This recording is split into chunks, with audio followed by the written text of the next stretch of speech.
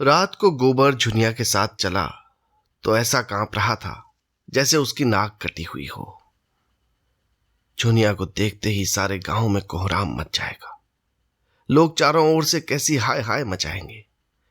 धनिया कितनी गाली देगी, ये सोच सोच कर उसके पांव पीछे रह जाते थे। होरी का तो उसे भय न था। वो केवल एक बार दहाड़ेंगे फिर शांत हो जाएंगे। डर था धनिया का, जहर खाने लगेगी, घर में आग लगाने लगेगी। नहीं, इस वक्त वो झुनिया के साथ घर नहीं जा सकता। लेकिन कहीं धनिया ने झुनिया को घर में घुसने ही न दिया और झाड़ू लेकर मारने दौड़ी तो वो बेचारी कहाँ जाएगी। अपने घर तो लौट नहीं सकती। कहीं कुएं में कूद पड़े या गले में फांसी लगा ले तो क्या हो। उसने लंबी सांस ली, किसकी शरण ले। मगर अम्मा इतनी निर्दयी नहीं है कि मारने दौड़े। क्रोध में दो चार गालियां देंगी, लेकिन जब झुनिया उनके पांव पकड़कर रोने लगेगी तो उन्हें जरूर दया आ जाएगी। तब तक वो खुद कहीं छिपा रहेगा। जब उपद्रव शांत हो जाएगा तब वो एक दिन धीरे से आएगा और अम्मा को मना लेगा। अगर इस बीच उसे कहीं मजूरी मिल जाए और 2-4 रुपये लेकर घर लौटे तो फिर धनिया का मुंह बंद हो जाएगा। झुनिया बोली, मेरी छाती थक थक कर रही है। मैं क्या जानती थी तुम मेरे गले ये रोग मर दोगे। न जाने किस बुरी साइड में तुमको देखा। न तुम गाय लेने आते न ये सब कुछ होता। तुम आगे आगे जाकर जो कुछ कहना सुनना हो कह सुन लेना, मैं पीछे से आऊंगी। गोबर ने कहा, नहीं नहीं, पहले तुम जाना और कहना कि मैं बाजार से सौदा लेकर घर जा रही थी। रात हो गई है, अब कैसे जाऊं। तब तक मैं आ जाऊंगा। जूनिया ने चिंतित मन से कहा, तुम्हारी अम्मा बड़ी गुस्सैल हैं। मेरा तो जी कांपता है। कहीं मुझे मारने लगेंगी तो मैं क्या करूंगी। गोबर ने धीरज दिलाया, अम्मा की आदत ऐसी नहीं। हम लोगों को तो कभी एक तमाचा तक नहीं मारा, तुम्हें क्या मारेंगी। उनको जो कुछ कहना होगा मुझे कहेंगी, तुमसे तो बोलेंगी भी नहीं। गांव समीप आ गया। गोबर ने ठिठक कर कहा, अच्छा तुम जाओ। जूनिया ने अनुरोध किया, तुम भी देर न करना। नहीं नहीं, मैं बस क्षण भर में आता हूं, तू चल तो। मेरा जी न जाने कैसा कैसा हो रहा है। तुम्हारे ऊपर क्रोध आता है। अरे तुम इतना डरती क्यों हो, मैं आ ही तो रहा हूं। इससे तो कहीं अच्छा था कि किसी दूसरी जगह भाग चलते। जब अपना घर है तो कहीं और क्यों भागे। तुम नाहक डर रही हो। जल्दी से आओगे ना। हाँ हाँ, अभी आता हूं। मुझसे धक्का तो नहीं कर रहे हो ना। मुझे घर भेजकर आप कहीं चलते बनो। इतना नीच नहीं हूं जुना। जब तेरी बाह पकड़ी है तो मरते दम तक निभाऊंगा। जुनिया घर की ओर चली। गोबर एक क्षण दुविधा में पड़ा खड़ा रहा। फिर एकाएक सिर पर मंडराने वाली धिक्कार की कल्पना भयंकर रूप धारण करके उसके सामने खड़ी हो गई।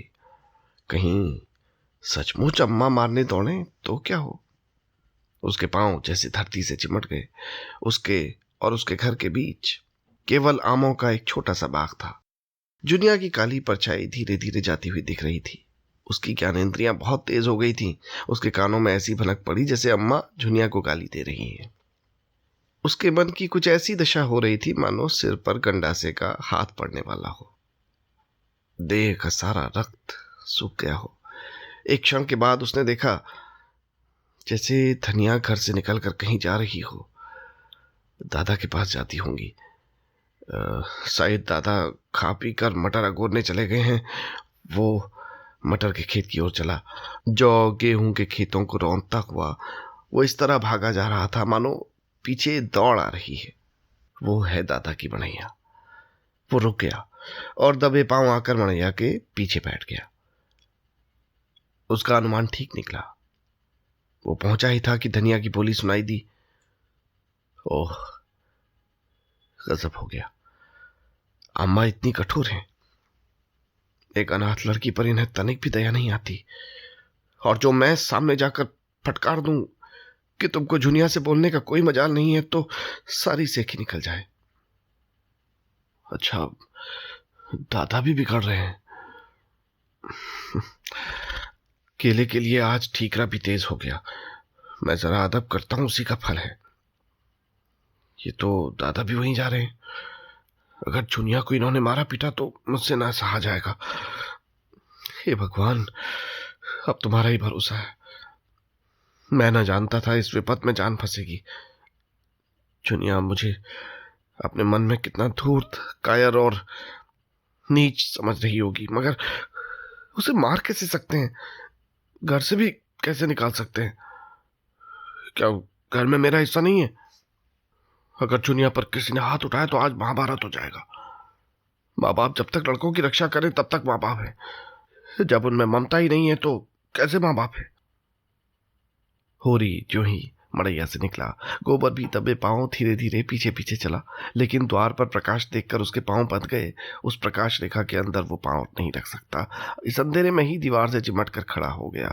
उसकी हिम्मत ने जवाब दे दिया, हाय बेचारी झुटिया पर निरपराध ये लोग झल्ला रहे हैं और वो कुछ नहीं कर सकता। उसने खेल खेल में जो एक चिंगारी फेंक दी थी वो सारे खलिहान को भस्म कर देगी, ये उसने न समझा था। और अब उसमें इतना साहस न था कि सामने आकर कहे, हाँ चिंगारी मैंने फेंकी। जिन टिकोनों से उसने अपने मन को संभाला था वो सब इस भूकंप में नीचे आ रहे और वो झोपड़ा नीचे गिर पड़ा। वो पीछे लौटा। अब चुनिया को क्या मुंह दिखाए? वो 100 कदम चला, पर इस तरह जैसे कोई सिपाही मैदान से भागे। उसने झुनिया से प्रीति और विवाह की जो बातें की थी वो सब याद आने लगी। वो अभिसार की मीठी स्मृतियां याद आई, जब वो अपनी उन्मत्त उच्छ्वासों में, अपनी नशीली चितवनों में मानो अपने प्राण निकालकर उसके चरणों पर रख देता था। झुनिया किसी वियोगी पक्षी की भांति अपने छोटे से घोंसले में एकांत जीवन काट रही थी। वहां नर का मत आग्रह न था, न वो उद्दीप्त उल्लास, न शावकों की मीठी आवाजें, मगर बहेलिए का जाल और छल भी तो वहां न था। गोबर ने उसके एकांत घोंसले में जाकर उसे कुछ आनंद पहुंचाया या नहीं कौन जाने, पर उसे विपत्ति में डाल ही दिया। वो संभल गया। भागता हुआ सिपाही मानो अपने एक साथी का बढ़ावा सुनकर पीछे लौट पड़ा।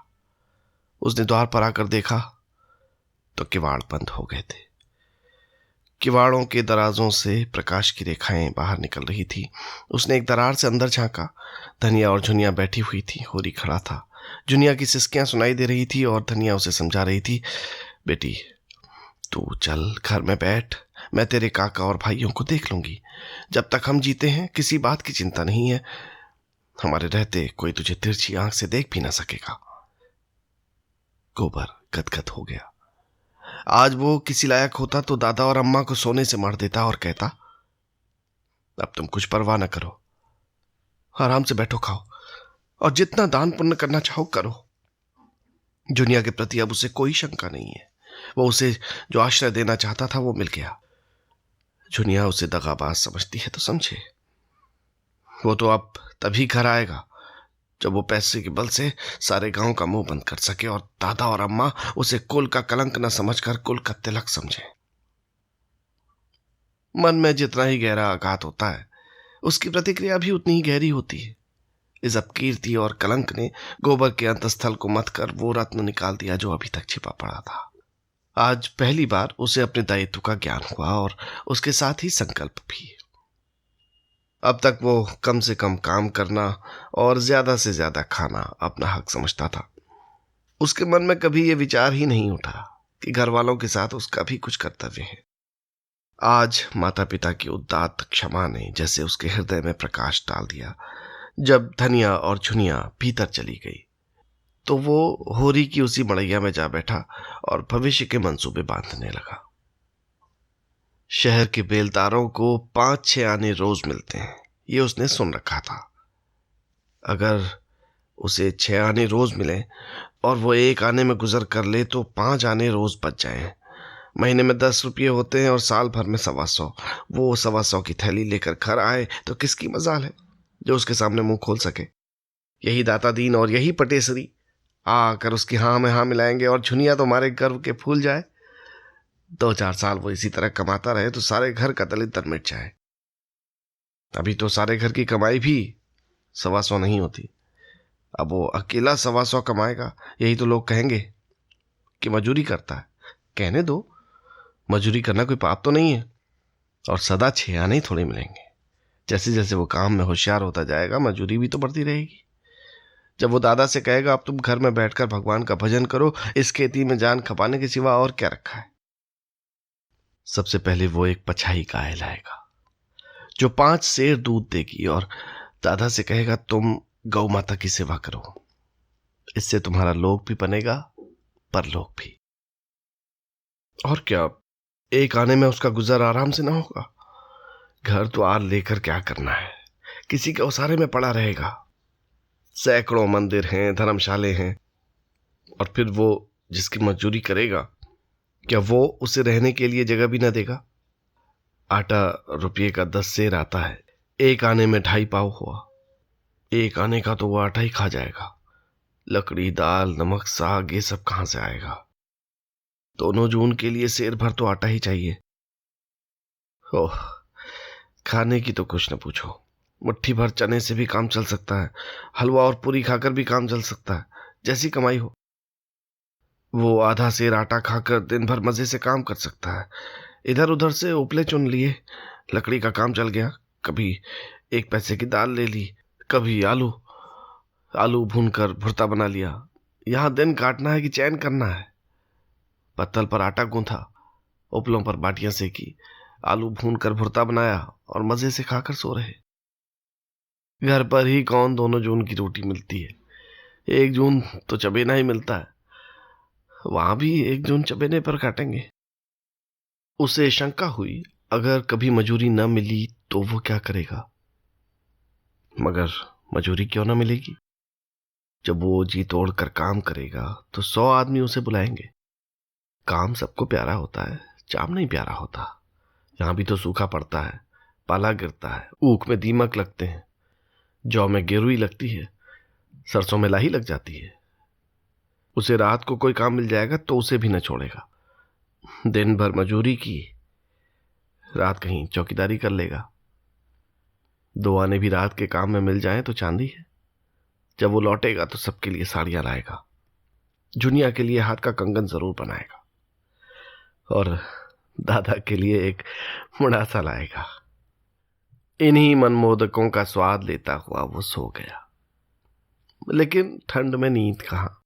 किसी तरह रात काटी और तड़के उठकर लखनऊ की सड़क पकड़ ली। 20 कोसी तो है, सांझ तक पहुंच जाएगा। गांव का कौन आदमी वहां आता जाता है, और वो अपना ठिकाना ही क्यों लिखेगा। नहीं, दादा दूसरे दिन सिर पर सवार हो जाएंगे।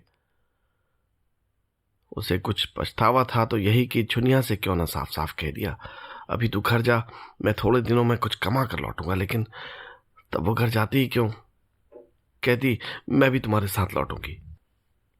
उसे वो कहां कहां बांधे फिरता। दिन चढ़ने लगा, रात को कुछ न खाया था, भूख मालूम होने लगी, पांव लड़खड़ाने लगे, कहीं दम लेने की इच्छा होती थी। बिना कुछ पेट में डाले अब वो चल नहीं सकता, लेकिन पास में 1 पैसा भी नहीं है। सड़क के किनारे झड़बेरियों के झाड़ थे। उसने थोड़े से बेर तोड़ लिए और उधर को बहलाता हुआ चला। एक गांव में गुड़ पकने की सुगंध आई।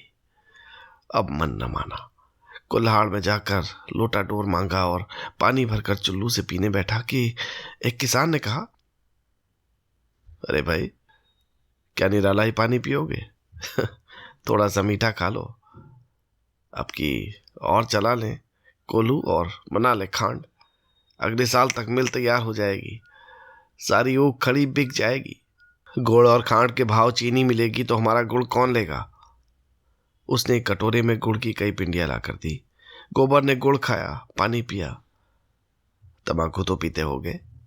गोबर ने बहाना किया, अब चिलम नहीं पीता। बुढ़े ने प्रसन्न होकर कहा, बड़ा अच्छा करते हो भैया, बुरा रोग है, एक बेर पकड़ लो तो जिंदगी भर नहीं छोड़ता। इंजन को कोयला पानी मिल गया। चाल तेज हुई। जाड़े के दिन न जाने कब दोपहर हो गया। एक जगह देखा, एक युवती एक वृक्ष के नीचे पति से सत्याग्रह किए बैठी थी। पति सामने खड़ा उसे मना रहा था, दो चार राहगीर तमाशा देखने खड़े हो गए थे। गोबर भी खड़ा हो गया। महान लीला से रोचक और कौन जीवन नाटक होगा। युवती ने पति की ओर घूर कर कहा, मैं न जाऊंगी, न जाऊंगी, न जाऊंगी। पुरुष ने जैसे अल्टीमेटम दे दिया, न जाएगी, न जाऊंगी, न जाएगी, न जाऊंगी। पुरुष ने उसके केश पकड़कर घसीटना शुरू कर दिया। युवती भूमि में लौट गई। पुरुष ने हार कर कहा, मैं फिर कहता हूं, उठकर चल। स्त्री ने उसी दृढ़ता से कहा, मैं तेरे घर 7 जन्म न जाऊंगी, बोटी बोटी काट डाल। मैं तेरा गला काटूंगा तो फांसी पाओगे। पुरुष ने उसके केश छोड़ दिए और सिर पर हाथ रखकर बैठ गया। पुरुषत्व अपनी चरम सीमा तक पहुंच गया। उसके आगे अब उसका कोई बस नहीं है। एक क्षण में वो फिर खड़ा हुआ और परास्त होकर बोला, आखिर तू चाहती क्या है? युवती भी उठ बैठी और निश्चल भाव से बोली, मैं यही चाहती हूं, तू मुझे छोड़ दे। कुछ मुंह से कहेगी? क्या बात हुई? मेरे माई बाप को कोई क्यों गाली दे? किसने गाली दी तेरे माई बाप को? जाकर अपने घर में पूछ। चलेगी तभी तो पूछूंगा। तू क्या पूछेगा? कुछ दम भी है? जाकर अम्मा के आंचल में मुंह ढाक कर सो। वो तेरी मां होगी, मेरी कोई नहीं है। तू उसकी गालियां सुन, मैं क्यों सुनूं? मैं 1 रोटी खाती हूं तो 4 रोटी का काम करती हूं। किसी की धौंस क्यों सहूं? मैं तेरा एक पीतल का छल्ला भी तो नहीं जानती। राहगीरों को इस कला में अभिनय का आनंद आ रहा था, मगर उसके जल्द समाप्त होने की कोई आशा न थी। मंजिल खोटी होती थी। एक एक करके लोग खिसकने लगे। गोबर को पुरुष की निर्दयता बुरी लग रही थी। भीड़ के सामने तो कुछ न कह सकता था। मैदान खाली हुआ तो बोला, भाई, मर्द और औरत के बीच में बोलना तो न चाहिए, मगर इतनी बेदर्दी भी अच्छी नहीं होती। पुरुष ने कौड़ी सी आंखें निकाल कर कहा, तुम कौन हो? गोबर ने निशंक भाव से कहा, मैं कोई हूं, लेकिन अनुचित बात देखकर तो सभी को बुरा लगता है। पुरुष ने सिर हिलाकर कहा, मालूम होता है अभी मेहरिया नहीं आई, तभी इतना दर्द है, हाँ?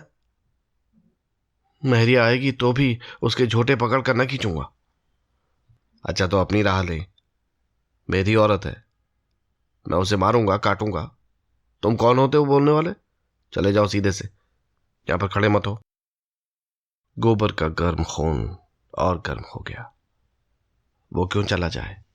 सड़क सरकार की है, किसी के बाप की नहीं है। जब तक चाहे वो खड़ा रह सकता है, वहां से हटाने का उसे किसी को अधिकार नहीं है। पुरुष ने होंठ चबाकर कहा, तो तुम नहीं जाओगे? आऊं? गोबर ने अंगूछा कमर में बांध लिया और समर के लिए तैयार होकर बोला, तुम आओ या ना आओ, मैं तो तभी जाऊंगा जब मेरी इच्छा होगी। तो मालूम होता है हाथ पैर तोड़ा के जाओगे। ये कौन जानता है किसके हाथ पांव टूटेंगे। तो तुम ना जाओगे? ना। पुरुष मुट्ठी बांधकर गोबर की ओर झपटा। उसी क्षण युवती ने उसकी धोती पकड़ ली और उसे अपनी ओर खींचती हुई गोबर से बोली, तुम क्यों लड़ाई करने पर उतारू हो रहे हो जी? अपनी राह क्यों नहीं जाते? यहां कोई तमाशा है? हमारा आपस का झगड़ा है, कभी वो मुझे मारता है, कभी मैं उसे डांटती हूं। तुमसे मतलब? गोबर ये धिक्कार पाकर चलता बना। दिल में कहा, ये औरत मार खाने के लायक है। गोबर आगे निकल गया तो युवती ने पति को डांटा, तुम सबसे लड़ने क्यों लगते हो? उसने कौन सी बुरी बात कही कि तुम्हें चोट लग गई? बुरा काम करोगे तो दुनिया बुरा कहेगी, मगर है किसी भले घर का और अपनी बिरादरी का ही जान पड़ता है। क्यों उसे अपनी बहन के लिए ठीक क्यों नहीं कर लेते? पति ने संदेह के स्वर में कहा, क्या अब तक कंवारा बैठा होगा? तो पूछ ही क्यों ना लो। पुरुष ने 10 कदम दौड़कर गोबर को आवाज दी और हाथ से ठहर जाने का इशारा किया। गोबर ने समझा शायद फिर इसके सिर पर भूत सवार हुआ, तभी ललकार रहा है। मार खाए बगैर न मानेगा। अपने गांव में कुत्ता भी शेर हो जाता है। लेकिन आने दो। लेकिन उसके मुख पर समर की ललकार न थी, मैत्री का निमंत्रण था। उसने गांव और नाम और जात पूछी। गोबर ने ठीक ठीक बता दिया। उस पुरुष का नाम कोदई था। कोदई ने मुस्कुराकर कहा, हम दोनों में लड़ाई होते होते बची। तुम चले आए तो मैंने सोचा तुमने ठीक ही कहा। मैं हक ना हक तुमसे तन बैठा। कुछ खेतीबाड़ी घर में होती है ना? गोबर ने बताया, उसके मौरूसी 5 बीघे खेत हैं और 1 हल की खेती होती है। मैंने तुम्हें जो भला बुरा कहा है उसके लिए माफी दे दे भाई। क्रोध में आदमी अंधा हो जाता है। औरत गुण सहूर में लक्ष्मी है। बुला कभी कभी न जाने मुझ पर कौन सा भूत सवार हो जाता है।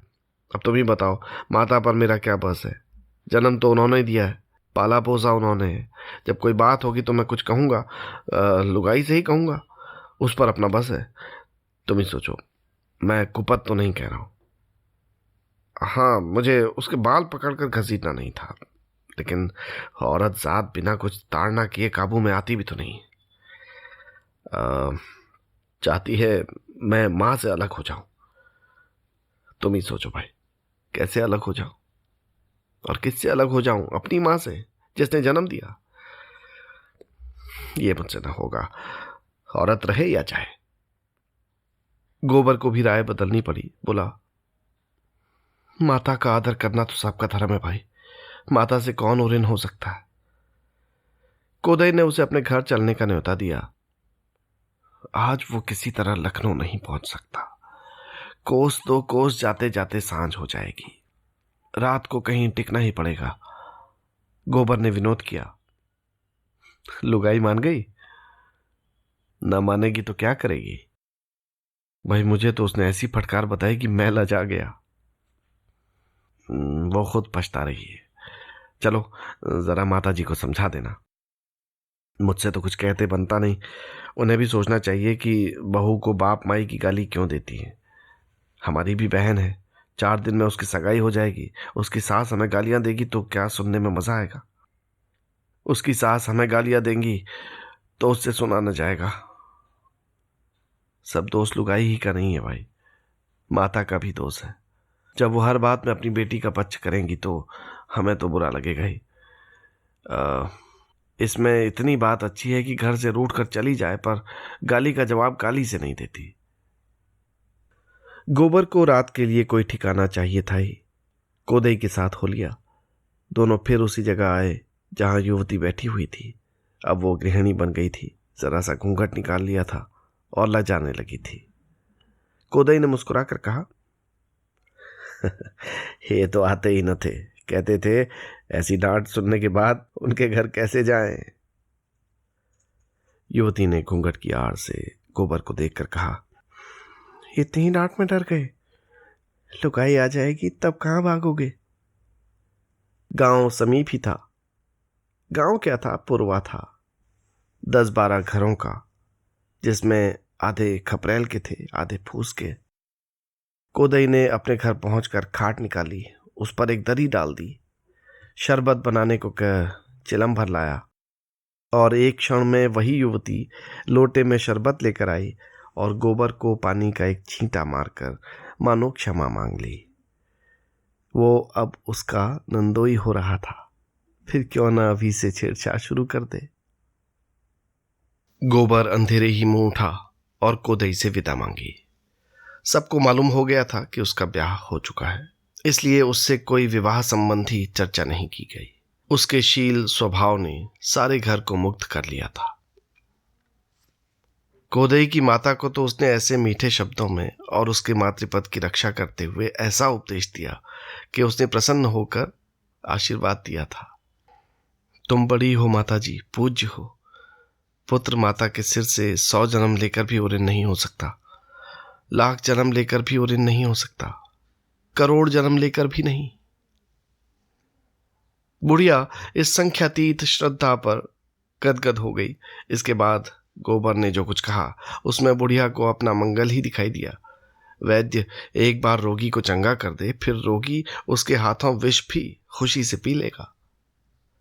अब जैसे आज ही बहू घर से रूठकर चली गई तो किसकी हेठी हुई? बहू को कौन जानता है? किसकी लड़की है, किसकी नातिन है, कौन जानता है? संभव है उसका बाप घसियारा ही रहा हो। बुढ़िया ने निश्चयात्मक भाव से कहा, घसियारा तो है ही बेटा, पक्का घसियारा। सवेरे उसका मुंह देख लो तो दिन भर पानी न मिले। गोबर बोला, तो ऐसे आदमी की क्या हंसी हो सकती है? हंसी हुई तो तुम्हारी और तुम्हारे आदमी की। जिसने पूछा यही पूछा कि किसकी बहू है।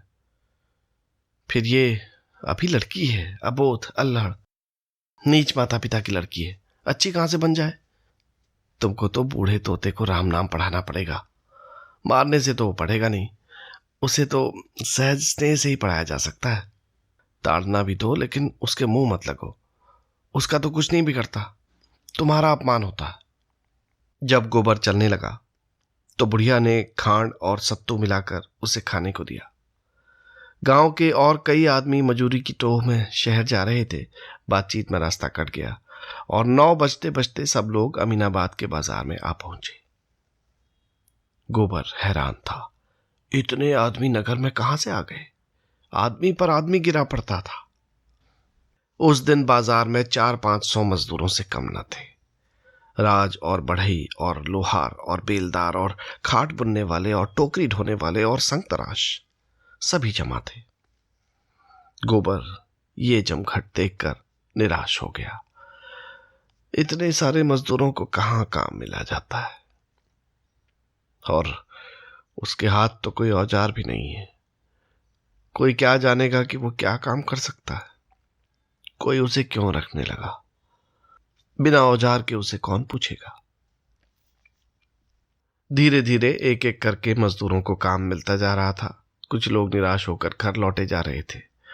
अधिकतर वो बूढ़े और निकम्मे बच रहे थे जिनका कोई पुछत्तर न था, और उन्हीं में गोबर भी था। लेकिन अभी आज उसके पास खाने को है, कोई गम नहीं। सहसा मिर्जा खुर्शीद ने मजदूरों के बीच में से आकर ऊंची आवाज से कहा, जिसको 6 आने रोज पर काम करना हो वो मेरे साथ आए। सबको 6 आने मिलेंगे, 5 बजे छुट्टी मिलेगी। 10-5 राजों और बढ़इयों को छोड़कर सबके सब उनके साथ चलने को तैयार हो गए। 400 फटे हालों की एक विशाल सेना सज गई। आगे मिर्जा थे, कंधे पर मोटा सोटा रखे हुए। पीछे भुखमरों की लंबी कतार थी, जैसे भेड़े हों। एक बूढ़े ने मिर्जा से पूछा, कौन सा काम करना है मालिक? मिर्जा ने जो काम बताया उस पर सब और भी चकित हो गए। केवल एक कबड्डी खेलना। ये कैसा आदमी है जो कबड्डी खेलने के 6 आना रोज दे रहा है? सन की तो नहीं है कोई? बहुत धन पाकर आदमी सनक ही जाता है। बहुत पढ़ लेने से भी आदमी पागल हो जाते हैं। कुछ लोगों को संदेह होने लगा, कहीं ये कोई मखौल तो नहीं है? यहां से घर ले जाकर कह दे कि कोई काम नहीं है तो कौन इसका क्या कर लेगा? वो चाहे कबड्डी खिलाए, चाहे आंख मिचौनी, चाहे गुल्ली डंडा, मजूरी पेशगी दे दे। ऐसे झक्कड़ आदमी का क्या भरोसा? गोबर ने डरते डरते कहा, मालिक, हमारे पास कुछ खाने को नहीं है, पैसे मिल जाएं तो कुछ लेकर खा लूं। मिर्जा ने झट 6 आने पैसे उसके हाथ में रख दिए और ललकार कर बोले, मजूरी सबको चलते चलते पेशगी दे दी जाएगी, इसकी चिंता मत करो। मिर्जा साहब ने शहर के बाहर थोड़ी सी जमीन ले रखी थी। मजूरों ने जाकर देखा तो एक बड़ा अहाता घिरा हुआ था और उसके अंदर केवल एक छोटी सी फूस की झोपड़ी थी, जिसमें 3-4 कुर्सियां थीं, एक मेज। थोड़ी सी किताबें मेज पर रखी हुई थी। झोपड़ी बेलों और लताओं से ढकी हुई बहुत सुंदर लगती थी। अहाते में एक तरफ आम और नींबू और अमरूद के पौधे लगे हुए थे, दूसरी तरफ कुछ फूल। बड़ा हिस्सा परती था। मिर्जा ने सबको कतार में खड़ा करके पहले ही मजदूरी बांट दी। अब किसी को उनके पागलपन पर संदेह न रहा। गोबर पैसे पहले ही पा चुका था। मिर्जा ने उसे बुलाकर पौधे सींचने का काम सौंपा। उसे कबड्डी खेलने को न मिलेगी, मन में ऐंठ कर रह गया। इन बुड्ढों को उठा उठा कर पटकता, लेकिन कोई परवाह नहीं, बहुत कबड्डी खेल चुका है, पैसे तो पूरे मिल गए। आज युगों बाद इन जराग्रस्तों को कबड्डी खेलने का सौभाग्य मिला। अधिकतर तो ऐसे थे जिन्हें याद भी ना आता था कि कभी कबड्डी खेली है या नहीं। दिन भर शहर में पिसते थे, पहर रात गए घर पहुंचते थे और जो कुछ रूखा मिल जाता था खाकर पड़े रहते थे। प्रातःकाल फिर वही चरखा शुरू हो जाता था। जीवन नीरस निरानंद, केवल एक ढर्रा मात्र हो गया था। आज तो ये एक अवसर मिला तो बूढ़े भी जवान हो गए। अधमरे बूढ़े ठठरियां लिए, मुंह में दांत न पेट में आत, जांग के ऊपर धोतियां या तहमत चढ़ाए ताल ठोंक ठोंक कर उछल रहे थे, मानो उन बूढ़ी हड्डियों में जवानी धंस पड़ी हो। चटपट पाली बन गई, दो नायक बन गए। गोइयों का चुनाव होने लगा और 12 बजते बजते खेल शुरू हो गया। जाड़ों की ठंडी धूप ऐसी क्रीड़ाओं के लिए आदर्श ऋतु है। इधर अहाते के फाटक पर मिर्जा साहब तमाशाइयों को टिकट बांट रहे थे। उन पर इस तरह कोई न कोई सनक हमेशा सवार रहती थी, अमीरों से पैसा लेकर गरीबों को बांट देना। इस बूढ़ी कबड्डी का विज्ञापन कई दिनों से हो रहा था। बड़े बड़े पोस्टर चिपकाए गए थे, नोटिस बांटे गए थे। ये खेल अपने ढंग का निराला होगा, बिल्कुल अभूतपूर्व। भारत के बूढ़े आज भी कैसे बूढ़े हैं, जिन्हें ये देखना हो आए और अपनी आंखें तृप्त कर लें। जिसने ये तमाशा न देखा वो पछताएगा, ऐसा सुअवसर फिर न मिलेगा। टिकट 10 रुपये से लेकर 2 आने तक के थे। 3 बजते बजते सारा अहाता भर गया। मोटरों और फिटनों का तांता लगा हुआ था। 2000 से कम की भीड़ न थी। रईसों के लिए कुर्सियों और बेंचों का इंतजाम था, साधारण जनता के लिए साफ सुथरी जमीन। मिस मालती, मेहता, खन्ना, तनखा और राय साहब सभी विराजमान थे। खेल शुरू हुआ तो मिर्जा ने मेहता से कहा, आइए डॉक्टर साहब, एक कोई हमारी और आपकी हो जाए। मिस मालती बोली, फिलोसोफर का जोड़ फिलोसोफर से ही हो सकता है। मिर्जा ने मूंछों पर ताव देकर कहा, तो क्या आप समझती है मैं फिलोसोफर नहीं हूं? मेरे पास पुछल्ला नहीं है, लेकिन हूं मैं फिलोसोफर। आप मेरा इम्तिहान ले सकते हैं मेहता जी। मालती ने पूछा, अच्छा बताइए, आप आइडियलिस्ट हैं या मटीरियलिस्ट? मैं दोनों हूं। ये क्यों कर? बहुत अच्छी तरह, जब जैसा मौका देखा वैसा बन गया। तो आपका अपना कोई निश्चय नहीं है? भाई, जिस बात का आज तक कोई निश्चय न हुआ और न कभी होगा, उसका निश्चय मैं भला क्या कर सकता हूं? और लोग आंखें फोड़कर और किताबें चाटकर जिस नतीजे पर पहुंचे वहां मैं यूं ही पहुंच गया। आप बता सकती हैं किसी फिलोसोफर ने अकली गद्दे लड़ाने के सिवाय और कुछ किया है? डॉक्टर मेहता ने अचकन के बटन खोलते हुए कहा, तो चलिए हमारी और आपकी हो ही जाए, और कोई माने या न माने, मैं आपको फिलोसोफर मानता हूं। मिर्जा ने खन्ना से पूछा, आपके लिए भी कोई जोड़ ठीक करूं? मालती ने पुचारा दिया, हाँ हाँ, इन्हें जरूर ले जाइए मिस्टर तनखा के साथ। खन्ना झेपते हुए बोले, जी नहीं, मुझे क्षमा कीजिए। मिर्जा ने राय साहब से पूछा, आपके लिए कोई जोड़ लाऊं? राय साहब बोले, मेरा जोड़ तो ओमकार नाथ का है, मगर वो आज नजर ही नहीं आते। मिर्जा और मेहता भी नंगी देह, केवल जांघिया पहने हुए मैदान में पहुंच गए। एक इधर दूसरा उधर, खेल शुरू हो गया। जनता बूढ़े कुलैलों पर हंसती थी, तालियां बजाती थी, गालियां देती थी, ललकारती थी, बाजियां लगाती थी। वाह, जरा इन बूढ़े बाबा को देखो, किस शान से जा रहे हैं, जैसे सबको मार कर ही लौटेंगे। अच्छा, दूसरी तरफ से भी उन्हीं के बड़े भाई निकले। दोनों कैसे पैंतरे बदल रहे हैं। इन हड्डियों में अभी भी बहुत जान है भाई। इन लोगों ने जितना घी खाया है उतना अब हमें पानी भी मैसर नहीं। लोग कहते हैं भारत धनी हो रहा है, होता होगा। हम तो यही देखते हैं कि इन बुड्ढों जैसे जीवट के जवान भी आज मुश्किल से निकलेंगे। वो उधर वाले बुड्ढे ने इसे दबोच लिया। बेचारा छूट कर निकलने के लिए कितना जोर मार रहा है, मगर अब नहीं जा सकते बच्चा, एक को तीन लिपट लिए। इस तरह लोग अपनी दिलचस्पी जाहिर कर रहे थे। उनका सारा ध्यान मैदान की ओर था। खिलाड़ियों के आघात प्रतिघात, उछल कूद, धरपकड़ और उनके मरने जीने में तन्मय हो रहे थे। कभी चारों तरफ से कह कहे पड़ते, कभी कोई अन्याय या धांधली देखकर लोग छोड़ दो का गुल मचाते। कुछ लोग तैश में आकर पाली की तरफ दौड़ते, लेकिन जो थोड़े से सज्जन शामियाने में ऊंचे दर्जे का टिकट लेकर बैठे थे, उन्हें इस खेल में विशेष आनंद न मिल रहा था। वे इससे अधिक महत्व की बातें कर रहे थे। खन्ना ने जिंजर का ग्लास खाली करके सिगार सुलगाया और राय साहब से बोले, मैंने आपसे कह दिया, बैंक इससे कम सूद पर किसी तरह राजी ना होगा, और ये रियायत भी मैंने आपके साथ की है क्योंकि आपके साथ घर का मामला है। राय साहब ने मूंछों में मुस्कुराहट को लपेट कर कहा, आपकी नीति में घर वालों को ही उल्टे छुरे से हलाल करना चाहिए। ये आप क्या फरमा रहे हैं? ठीक कह रहा हूं। सूर्य प्रताप सिंह से आपने केवल 7% लिया है, मुझसे 9% मांग रहे हैं और उस पर एहसान भी रखते हैं। क्यों ना हो? खन्ना ने कह कहा मारा, मानो ये कथन हंसने ही के योग्य था। उन शर्तों पर मैं आपसे भी वही सूद ले लूंगा। हमने उनकी जायदाद रहन रख ली है और शायद ये जायदाद फिर उनके हाथ न जाएगी। मैं भी अपनी कोई जायदाद निकाल लूंगा।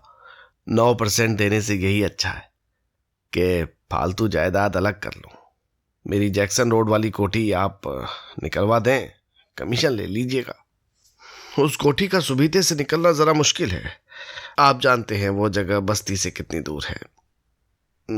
मगर खैर, मैं देखूंगा। आप उसकी कीमत का क्या अंदाजा करते हैं? राय साहब ने 1,25,000 बताए। 15 बीघे जमीन भी तो है उसके साथ। खन्ना स्तंभित हो गए। बोले, आप आज से 15 साल पहले का स्वप्न देख रहे हैं राय साहब। आपको मालूम होना चाहिए कि इधर जायदादों के मूल्य में 50% की कमी हो गई है। राय साहब ने बुरा मानकर कहा, जी नहीं, 15 साल पहले उसकी कीमत 1.5 लाख थी। मैं खरीदार की तलाश में रहूंगा, मगर मेरा कमीशन 5% होगा आपसे। औरों से शायद 10% हो। क्यों? क्या करोगे इतने रुपये लेकर? आप जो चाहें दे दीजिएगा। अब तो राजी हुए। शुगर के हिस्से अभी तक आपने न खरीदे, अब बहुत थोड़े से हिस्से बच रहे हैं। हाथ मलते रह जाइएगा। इंश्योरेंस की पॉलिसी भी आपने ना ली। आप में टाल मटोल की पूरी आदत है। जब अपने लाभ की बातों का इतना टाल मटोल है, तब दूसरों को आप लोगों से क्या लाभ हो सकता है? इसी से कहते हैं, रियासत आदमी की अक्ल चढ़ जाती है। मेरा बस चले तो मैं तालुकेदारों की रियासतें जब्त कर लूं।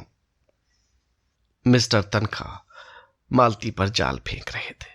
मालती ने साफ कह दिया था कि वो इलेक्शन के झमेले में नहीं पड़ना चाहती, पर तनखा आसानी से हार मारने वाले व्यक्ति न थे। आकर कोहनियों के बल मेज पर टिक कर बोले, आप जरा उस मामले पर फिर विचार करें। मैं कहता हूं ऐसा मौका शायद आपको फिर न मिले। रानी साहब चंदा को आपके मुकाबले में रुपये में एक आना भी चांस नहीं है। मेरी इच्छा केवल ये है कि काउंसिल में ऐसे लोग चाहें जिन्होंने जीवन में कुछ अनुभव प्राप्त किया है और जनता की कुछ सेवा की है। जिस महिला ने भोग विलास के सिवा कुछ जाना ही नहीं, जिसने जनता को हमेशा अपनी कार का पेट्रोल समझा, जिसकी सबसे मूल्यवान सेवा वे पार्टियां हैं जो गवर्नरों और सेक्रेटरियों को दिया करती, उनके लिए इस काउंसिल में स्थान नहीं। नई काउंसिल में बहुत कुछ अधिकार प्रतिनिधियों के हाथ में होगा और मैं नहीं चाहता कि वो अधिकार अनाधिकारियों के हाथ में जाए। मालती ने पीछा छुड़ाने के लिए कहा, लेकिन साहब, मेरे पास 10-20 हजार इलेक्शन पर खर्च करने के लिए कहाँ है? रानी साहब तो 2-4 लाख खर्च कर सकती हैं। मुझे भी साल में 1,500 रुपये उनसे मिल जाते हैं। ये रकम भी हाथ से निकल जाएगी। पहले आप बता दें कि आप जाना चाहती हैं या नहीं। जाना तो चाहती हूं, मगर फ्री पास मिल जाए।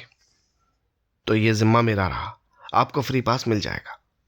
जी नहीं, मैं क्षमा कीजिए, मैं हार की जिल्लत नहीं उठाना चाहती। जब रानी साहिबा रुपये की थैलियां खोल देंगी और एक एक वोट पर अशर्फी चढ़ने लगेगी, तो शायद आप भी उधर ही वोट दे देंगे। आपके ख्याल से इलेक्शन महज रुपये से जीता जा सकता है? जी नहीं, व्यक्ति भी एक चीज है, लेकिन मैंने केवल एक बार जेल जाने के सिवा और क्या जनसेवा की है। और सच पूछिए तो उस बार भी मैं अपने मतलब से ही गई थी, उसी तरह जैसे राय साहब और खन्ना गए थे। इस नई सभ्यता का आधार धन है। विद्या और सेवा और कुल और जाति सब धन के सामने है। कभी कभी इतिहास में ऐसे अवसर आ जाते हैं जब धन को आंदोलन के सामने नीचा देखना पड़ता है, मगर इसे अपवाद समझिए। मैं अपनी ही बात कहती हूँ। कोई गरीब औरत दवाखाने में आ जाती है तो घंटों उससे बोलती तक नहीं हूँ, पर कोई महिला कार पर आ गई तो द्वार तक जाकर उसका स्वागत करती हूँ और उसकी ऐसी उपासना करती हूँ मानो साक्षात देवी है। देखिए, मेरा और रानी साहिबा का कोई मुकाबला नहीं। जिस तरह काउंसिल बन रहे हैं, उनके लिए रानी साहिबा ही ज्यादा उपयुक्त हैं। उधर मैदान में मेहता की टीम कमजोर पड़ती जाती थी।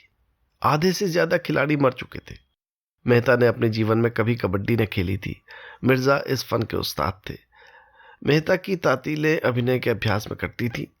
रूप भरने में वो अच्छे अच्छों को चकित कर देते थे और मिर्जा के लिए सारी दिलचस्पी अखाड़े में थी, पहलवानों के भी और परियों के भी। मालती का ध्यान उधर भी लगा हुआ था। उठकर राय साहब से बोली, मेहता की पार्टी तो बुरी तरह पिट रही है। राय साहब और खन्ना में इंश्योरेंस की बातें हो रही थी। राय साहब उस प्रसंग से उबे हुए मालूम होते थे। मालती ने उन्हें मानो एक बंधन से मुक्त कर दिया। उठकर बोले, जी हाँ, पिट तो रही है। मिर्जा पक्का खिलाड़ी है। मेहता को ये क्या सनक सूझी? व्यर्थ अपनी बात करा रहे हैं।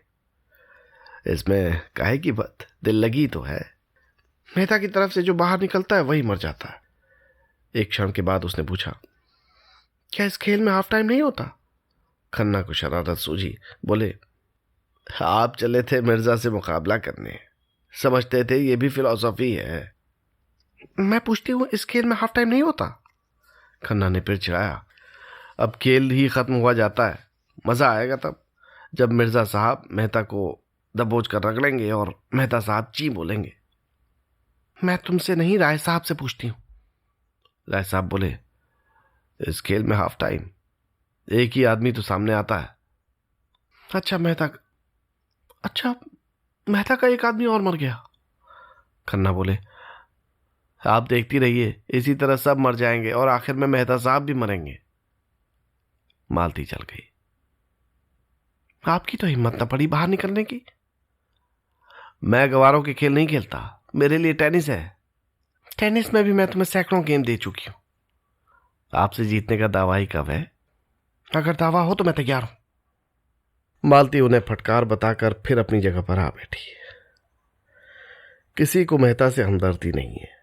कोई ये नहीं कहता कि अब खेल खत्म कर दिया जाए। मेहता भी अजीब बुद्धू आदमी है, कुछ धांधली क्यों नहीं कर बैठते।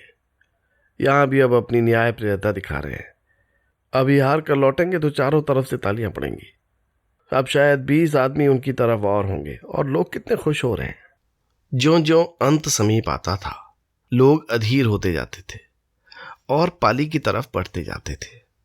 रस्सी का जो एक कटघरा सा बनाया गया था वो तोड़ दिया गया। स्वयं सेवक रोकने की चेष्टा कर रहे थे, पर उस उत्सुकता के उन्माद में उनकी एक न चलती थी। यहां तक कि ज्वार अंतिम बिंदु तक आ पहुंचा और मेहता अकेले बच गए और अब उन्हें गूंगे का पाठ खेलना पड़ेगा। अब सारा दारोमदार उन्हीं पर है। अब वो बचकर अपनी पाली में लौट आते हैं तो उनका पक्ष बचता है, नहीं हार का सारा अपमान और लज्जा लिए हुए उन्हें लौटना पड़ता है। वो दूसरे पक्ष के जितने आदमियों को छूकर अपनी पाली में आएंगे वो सब मर जाएंगे, उतने ही आदमी उनकी तरफ जी उठेंगे। सबकी आंखें मेहता की ओर लगी हुई थी। वो मेहता चले। जनता ने चारों ओर से आकर पाली को घेर लिया। तन्मयता और पराकाष्ठा पर थी। मेहता कितने शांत भाव से शत्रुओं की ओर जा रहे हैं। उनकी प्रत्येक गति पर जनता प्रतिबिंबित हो जाती है। किसी की गर्दन टेढ़ी हुई जाती है, कोई आगे को झुक पड़ता है। वातावरण गर्म हो गया। पारा ज्वाला बिंदु पर आ पहुंचा है। मेहता शत्रु दल में घुसे, दल पीछे हटता जाता है। उनका संगठन इतना दृढ़ है कि मेहता की पकड़ या स्पर्श में कोई नहीं आ रहा। बहुतों को आशा थी कि मेहता कम से कम अपने पक्ष के 10-5 आदमियों को तो जिला ही लेंगे। वे निराश होते जा रहे हैं। सहसा मिर्जा एक छलांग मारते हैं और मेहता की कमर पकड़ लेते हैं। मेहता अपने को छुड़ाने के लिए जोर जमा रहे हैं। मिर्जा को पाली की तरफ खींचे हुए लिए आ रहे हैं। लोग उन्मत्त हो जाते हैं। अब इसका पता चलना मुश्किल है कि कौन खिलाड़ी है कौन तमाशाई। सब एक में गड़बड़ हो गए हैं। मिर्जा और मेहता में मल्ल युद्ध हो रहा है। मिर्जा के कई बुढ़े मेहता की तरफ लपके और उनसे लिपट गए। मेहता जमीन पर चुपचाप पड़े हुए हैं। अगर वो किसी तरह खींच खाच कर 2 हाथ और ले जाएं तो उनके 50 आदमी जी उठते, मगर वो 1 इंच भी नहीं खिसक पाते। मिर्जा उनकी गर्दन पर बैठे हुए हैं।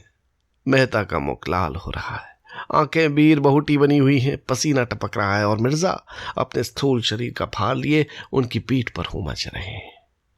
मालती ने समीप जाकर उत्तेजित स्वर में कहा, मिर्जा खुर्शीद, ये फेयर नहीं है, बाजी ड्रॉन रही। खुर्शीद ने मेहता की गर्दन पर एक घस्सा लगाकर कहा, जब तक ये ची न बोलेंगे मैं हरगिज न छोड़ूंगा। क्यों जी, क्यों नहीं ची बोलते? मालती और आगे बढ़ी। चीम बुलाने के लिए आप इतनी जबरदस्ती नहीं कर सकते। मिर्जा ने मेहता की पीठ पर हुमच कर कहा, बेशक कर सकता हूं, आप इनसे कह दें ची बोले, मैं अभी उठा जाता हूं। मेहता ने एक बार फिर उठने की चेष्टा की, पर मिर्जा ने उनकी गर्दन दबा दी। मालती ने उनका हाथ पकड़कर घसीटने की कोशिश करके कहा, यह खेल नहीं, अदावत है। अदावत ही सही, आप ना छोड़ेंगे? उसी वक्त जैसे कोई भूकंप आ गया। मिर्जा साहब जमीन पर पड़े हुए थे और मेहता दौड़े हुए पाली की ओर भागे जा रहे थे और हजारों आदमी पागलों की तरह टोपियां और पगड़ियां छड़ियां उछाल रहे थे। कैसे ये काया पलट हुई कोई न समझ सका। मिर्जा ने मेहता को गोद में उठा लिया और लिए हुए शामियाने तक आए। प्रत्येक मुख पर ये शब्द थे, डॉक्टर साहब ने बाजी मार ली। और प्रत्येक आदमी इस हारी हुई बाजी के एक बार की पलट जाने से विस्मित था। सभी मेहता के जीवट और दम और धैर्य का बखान कर रहे थे। मजदूरों के लिए पहले से नारंगियां मंगा ली गई थीं। उन्हें एक एक नारंगी देकर विदा कर दिया गया। शामियाने में मेहमानों के चाय पानी का आयोजन था। मेहता और मिर्जा एक ही मेज पर आमने सामने बैठे। मालती मेहता के बगल में बैठी। मेहता ने कहा, मुझे आज एक नया अनुभव हुआ। महिला की सहानुभूति हार को जीत बना सकती है। मिर्जा ने मालती की ओर देखा। अच्छा, ये बात थी। जभी तो मुझे हैरत हो रही थी कि आप एकाएक कैसे ऊपर आ गए। मालती शर्म से लाल हुई जाती थी। बोली, आप बड़े बेमुरव्वत आदमी हैं मिर्जा जी। मुझे आज मालूम हुआ कसूर इनका था। ये क्यों चीना बोलते थे? मैं तो चीना बोलता, चाहे आप मेरी जान ही ले लेते। कुछ देर मित्रों में गपशप होती रही। फिर धन्यवाद के और मुबारकबाद के भाषण हुए और मेहमान लोग विदा हुए। मालती को भी एक विजिट करानी थी, वो भी चली गई। केवल मेहता और मिर्जा रह गए। उन्हें अभी स्नान करना था। मिट्टी में सने हुए थे, कपड़े कैसे पहनते। गोबर पानी खींच लाया और दोनों दोस्त नहाने लगे। मिर्जा ने पूछा, शादी कब तक होगी? मेहता ने अचंभे में आकर पूछा, किसकी? आपकी? मेरी शादी किसके साथ हो रही है? वाह जी, आप तो ऐसे ओढ़ रहे हैं गोया ये भी छिपाने की बात है। नहीं नहीं, मैं सच कहता हूं, मुझे बिल्कुल खबर नहीं है। क्या मेरी शादी होने जा रही है? और आप क्या समझते हैं, मिस मालती आपकी कंपेनियन बनकर रहेंगी? मेहता गंभीर भाव से बोले, आपका ख्याल बिल्कुल गलत है मिर्जा जी। मिस मालती हसीन हैं, खुश मिजाज हैं, समझदार हैं, रोशन ख्याल हैं और भी उनमें कितनी खूबियां हैं, लेकिन मैं अपने जीवन संगिनी में जो बात देखना चाहता हूं वो उनमें नहीं है और न शायद हो सकती है। मेरे जहन में औरत त्याग की मूर्ति है, जो अपनी बेज़बानी से, अपनी कुर्बानी से अपने को बिल्कुल मिटाकर पति की आत्मा का एक अंश बन जाती है। देह पुरुष की रहती है पर आत्मा स्त्री की होती है। आप कहेंगे कि मर्द अपने को क्यों नहीं मिटाता, औरत ही से इसकी क्यों आशा करता है?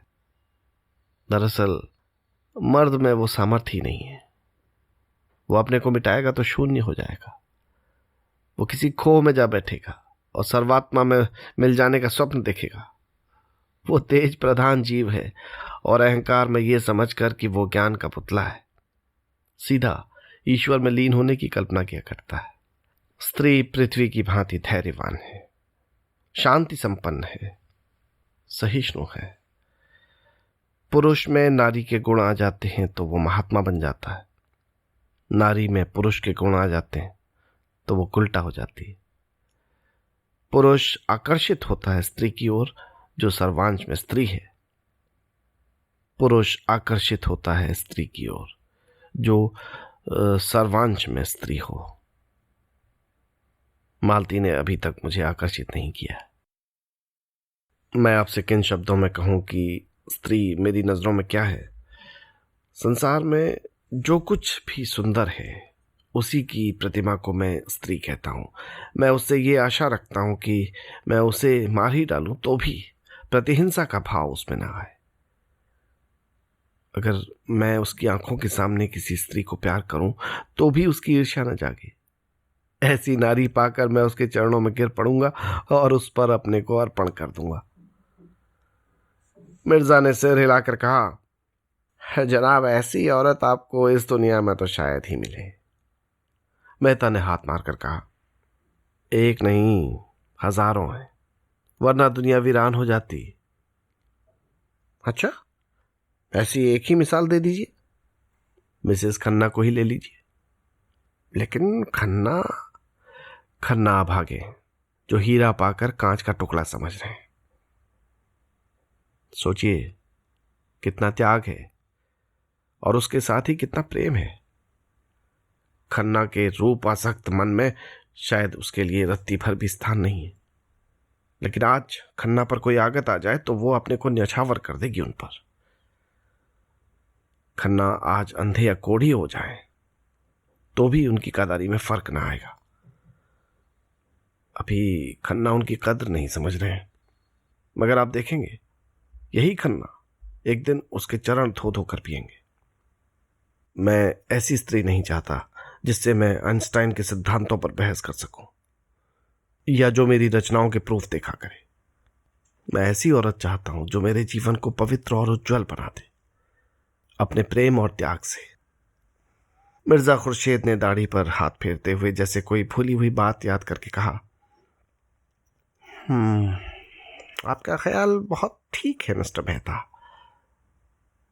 ऐसी औरत कहीं अगर मिल जाए तो मैं भी शादी कर लूं, लेकिन मुझे उम्मीद नहीं है कि मिलेगी। मेहता ने हंसकर कहा, आप भी तलाश में रहिए, मैं भी तलाश में हूं। शायद कभी तकदीर जागे, मगर मिस मालती आपको छोड़ने वाली नहीं है। कहिए लिख दूं। ऐसी औरतों से मैं केवल मनोरंजन कर सकता हूं, ब्याह नहीं। ब्याह तो आत्मसमर्पण है। अगर ब्याह आत्मसमर्पण है तो प्रेम क्या है? प्रेम जब आत्मसमर्पण का रूप लेता है तभी ब्याह है, उसके पहले अय्याशी है। मेहता ने कपड़े पहने और विदा हो गए। शाम हो गई थी। मिर्जा ने जाकर देखा तो गोबर अभी तक पेड़ों को सींच रहा था। मिर्जा ने प्रसन्न होकर कहा, जाओ भाई, अब तुम्हारी छुट्टी है, कल फिर आओगे? गोबर ने कातर भाव से कहा, मैं कहीं नौकरी करना चाहता हूं मालिक।